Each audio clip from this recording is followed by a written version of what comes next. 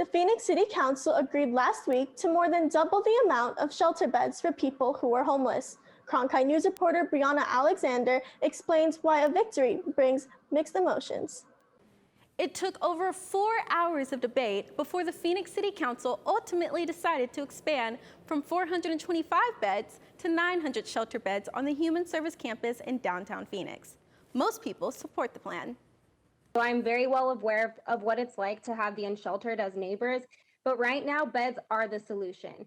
These human beings deserve a safe place to go when there's no other option or support left for them. Still, Andre House consultant Ash Us says she understands why some neighbors have concerns. For the people who live in the area, the fear is that if we add shelter beds, more people will come and that things are already out of control, as people say.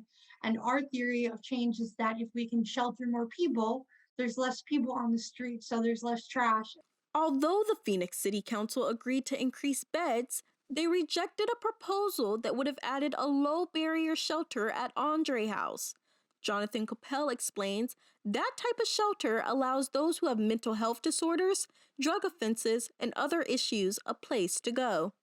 That shelter would be more accessible, so it would let people bring pets. It would let people bring a lot of stuff. It would let people come in 24 hours a day, and that's an important addition because there are certain people who can't be accommodated in the shelters that we currently operate. Phoenix City Council member Michael Nowakowski says poor neighborhoods are willing to help the homeless, but should not have to shoulder the higher burden of a low-barrier shelter.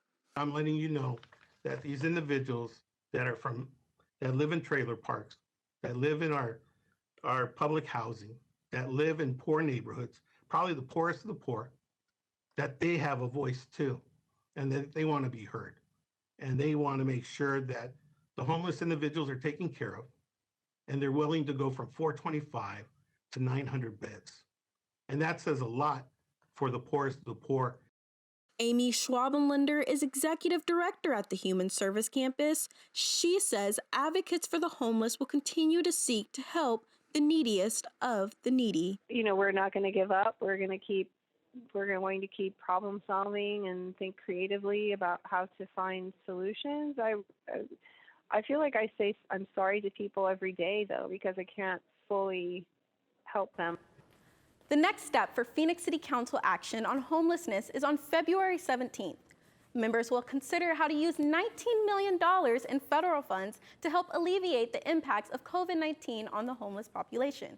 For Cronkite News, I'm Brianna Alexander.